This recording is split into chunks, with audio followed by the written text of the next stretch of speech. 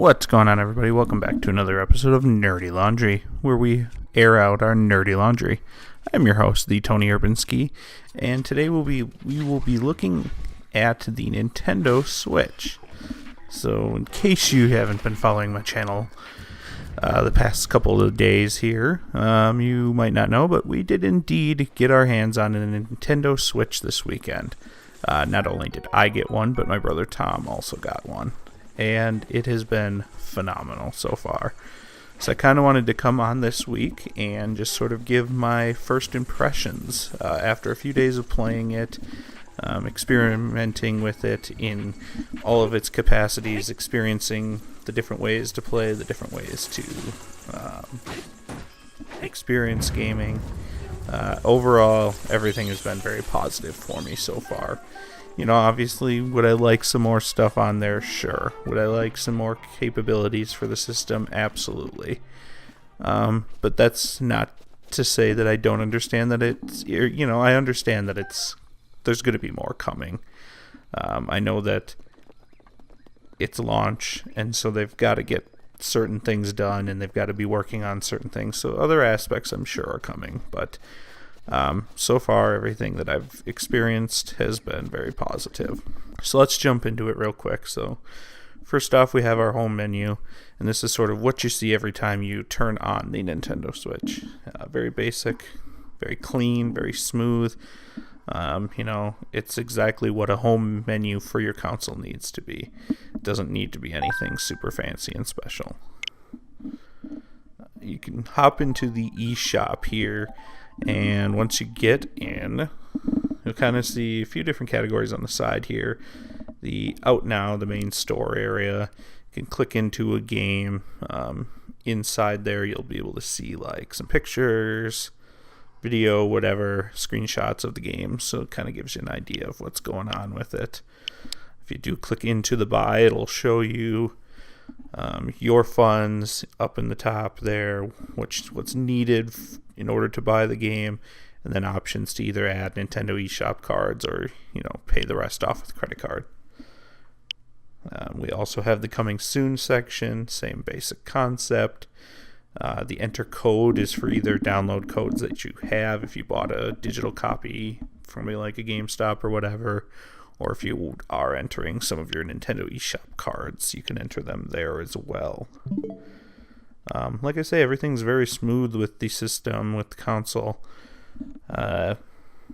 You know, right here, if you're done playing for the time being, you want to hit the home button, bring that up, close out of your software, hit the sleep button, and down it goes for the evening or for the time being.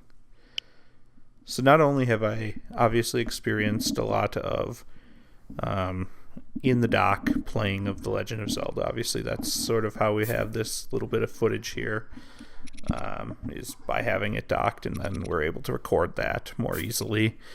I have also taken the console on the go. I actually even took it as far as to play it on the train on my way into work the other day on Monday, and it worked perfectly.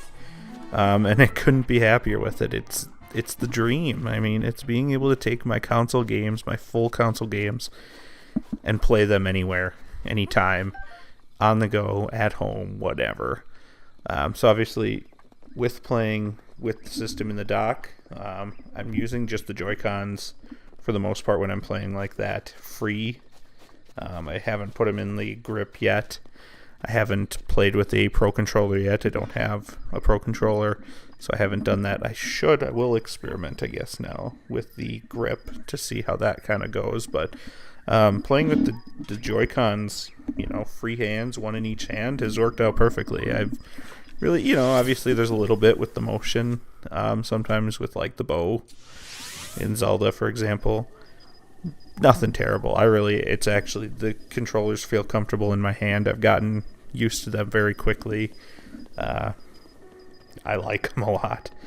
On the go, I have played also, for the most part, just with them connected to the screen, and even that's felt comfortable. It hasn't felt clunky. It hasn't felt weighty. Everything feels comfortable. I'm still able to play the game just as easily as if it's on the dock. We did do a little bit of setting the system up on the kickstand and playing some snipper clips. So then that is using one Joy-Con for each person. And even there, obviously now that's pretty basic movements and use of the controllers, but it feels natural. It feels great. No complaints, no problems with that. Really awesome to be able to set it up like that on the kickstand and play with my brother Joey.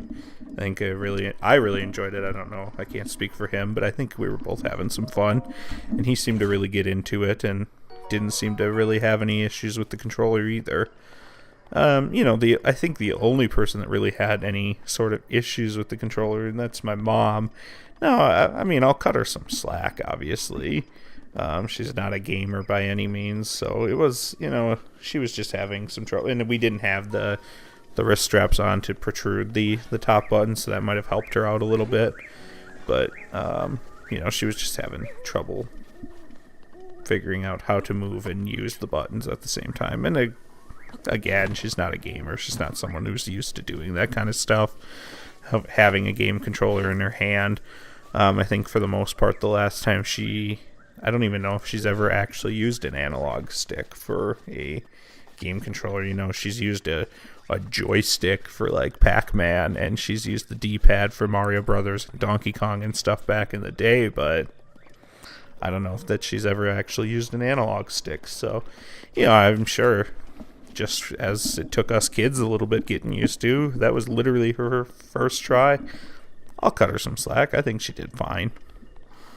But yeah, I mean, overall, like I say, it's been a very positive experience. Obviously, yeah, there is a down that there's not a lot of games out right now. But as I've kind of read in other articles, on a plus side too, I don't really need, I'm not being bogged down and trying to figure out, oh geez, how am I going to find all this time to play all of these games? I've got one super solid game to play, and I'm playing through it. Then I've got a party game for when Tom comes over and we can play some snipper clips, and that's all I need. I mean, I'm perfectly good with that. I'll be getting Bomberman. That'll give me a little bit of variety for my single player time, so that'll be fine. I get it. Yes, we'd like more A+ titles or whatever on there, but it's early, and right now I'm okay with that. It's not spreading my wallet thin. It's giving me time to play each game, and it gives me time to get some cashola saved up to buy each new game. So right now it's working out perfectly for me.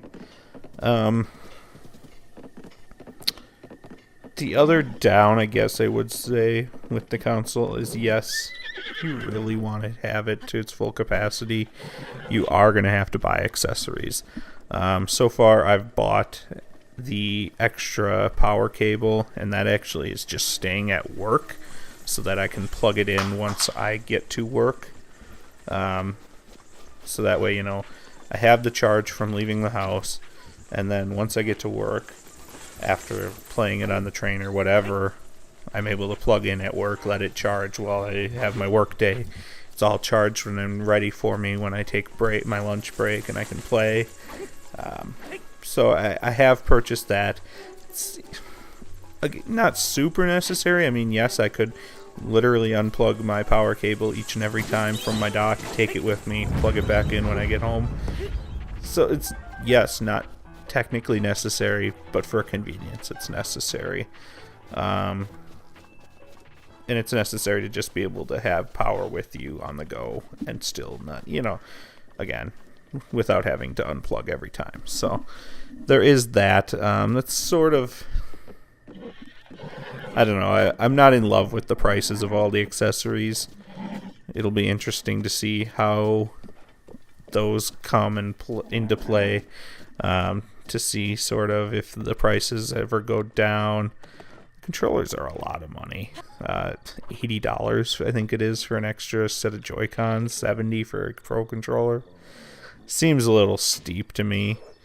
That's more than either of the other two consoles, so not in love with that right now. I will give them sort of a negative vibe on that, but I get it right now, I guess.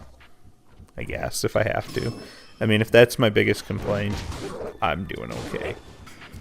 But yeah, I mean, otherwise the console has been great. It's been perfect. It's been everything I've wanted. And I definitely recommend it if you can get your hands on one. If you can spare, if you have the money to buy one, once they do come back in stock, by all means, I definitely recommend it. I'm super excited to see where the system goes and to kind of grow with it. So yeah, I mean, that's really all I've got. I hope you enjoyed some of this Zelda gameplay in the background here. I thought some filler there for you, but yeah, I think that's about all I got. But that is going to put a wrap on this week's episode of Nerdy Laundry. Overall, I would give the Nintendo Switch probably about an A-. Again,